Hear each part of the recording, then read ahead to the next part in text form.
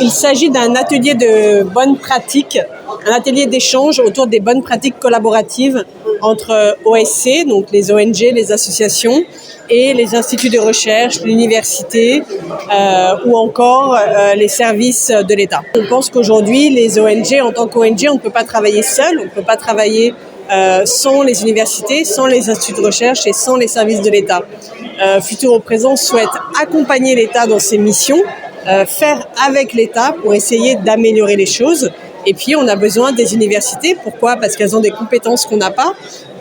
Aujourd'hui, on va par exemple présenter le fait qu'un étudiant en informatique est venu travailler à nos côtés pour mettre en place une application qui nous permet de mieux travailler et de mieux collecter nos données.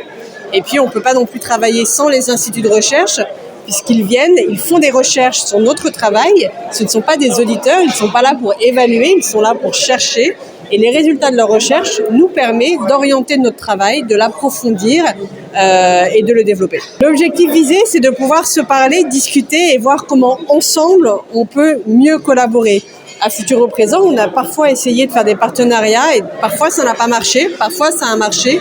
Donc c'est le moment de regarder et de dire pourquoi ça a marché, comment ça marche et comment est-ce qu'on doit procéder pour que ça marche plus souvent. Futur au présent développe différents programmes sociaux qui ont tous pour objectif d'aider les populations et de lutter contre les inégalités et la pauvreté. En premier lieu, celles qui touchent les enfants. Aujourd'hui, à Ziguinchor, malheureusement, chaque année, il y a des enfants qui ne sont pas scolarisés, pas parce que les parents ne veulent pas les scolariser, mais parce que les parents n'ont pas les moyens de le faire.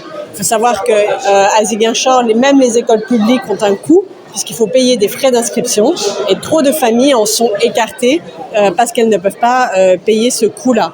Également, aujourd'hui, un enfant qui ne bénéficie pas d'un accompagnement à la maison supplémentaire a d'immenses difficultés à réussir à l'école.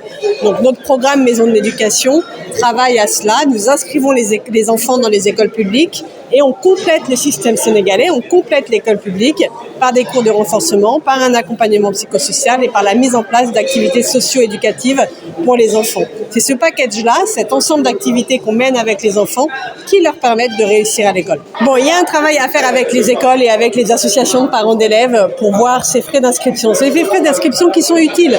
Évidemment, malheureusement, l'État manque de moyens, les écoles ont parfois des besoins financiers qui ne sont pas couverts par les services de l'État et les associations de parents d'élèves ont mis ces frais-là pour pouvoir acheter des tablements, acheter des craies, refaire des toitures, c'est nécessaire.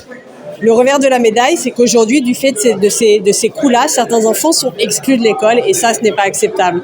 Donc réfléchir avec eux à une méthode alternative qui pourrait permettre à chaque enfant d'accéder à son droit le plus important, le plus absolu, qui est le droit d'avoir accès à l'éducation.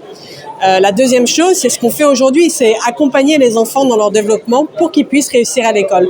Un enfant, quand il arrive au CI, tout le monde n'a pas les mêmes armes pour pouvoir réussir. Certains enfants n'ont jamais tenu un stylo dans la main, certains enfants à la maison n'ont jamais entendu un mot de français ou n'ont jamais vu un livre. Ce sont des choses qui font la différence quand on est à l'école.